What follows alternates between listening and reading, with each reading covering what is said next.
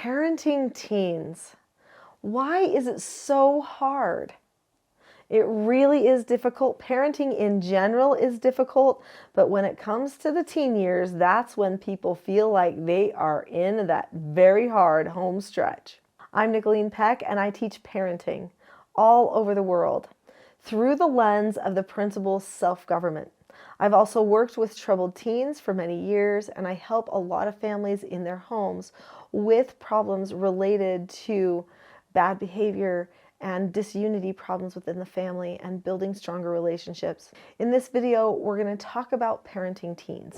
In this video, we're going to talk about why parenting teens is so difficult or can feel so difficult, and then we're going to talk about some things that you can do to make it just a little bit easier.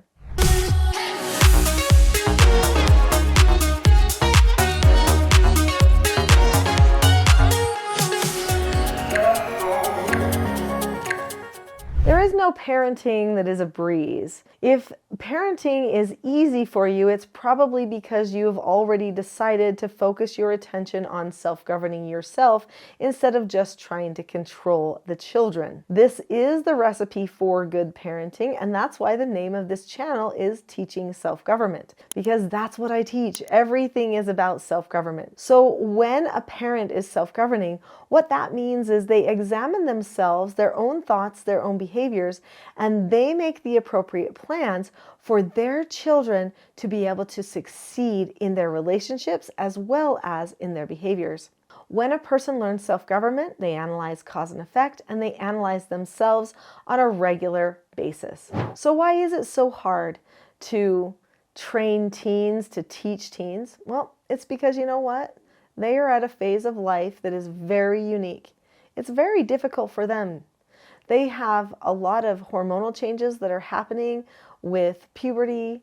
Their social development is changing.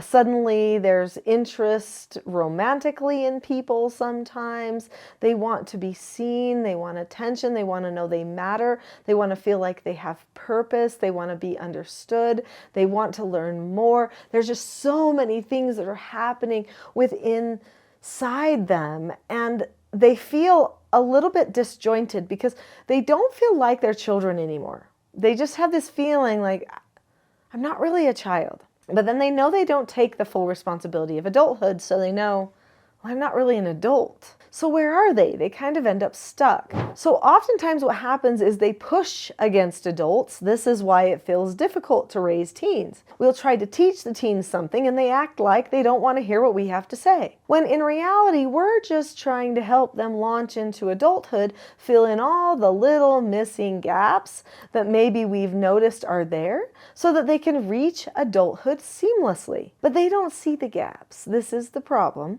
So when we try to fill in the gaps, even though they know they're not adults yet, they just don't see that there are any gaps. So this means they resent being corrected sometimes. They feel they're being talked down to. Their intelligence is not being acknowledged.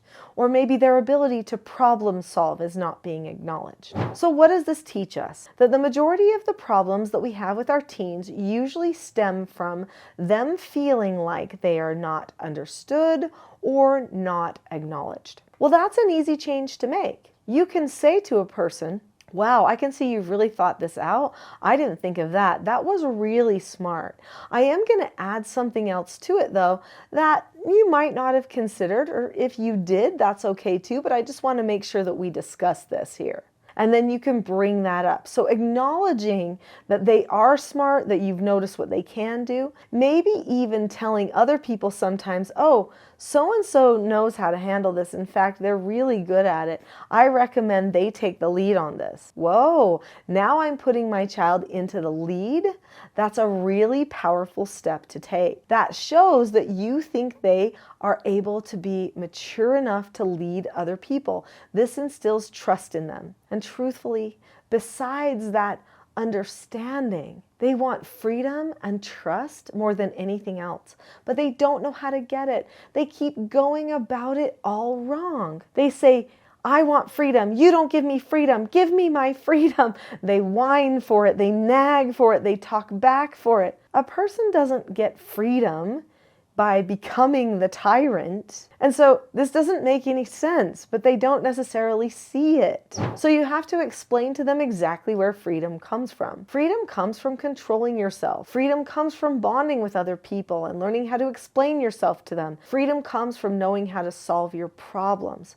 And those are all things that you can learn in your childhood and can then benefit you as you reach adulthood, and can lead to more freedom so that other people are not able to influence you in a way where they tell you what to do and you're not necessarily thinking it out. So what do we do with our teens? I have a class where I talk about the needs of teens, how we need to help them still get the reforming that they need, meaning fixing the behaviors and solving the problems, and helping them learn the skills and get the development that they need since they're not fully developed yet. But they also need to be allowed to transform, which means we can't control everything all the time.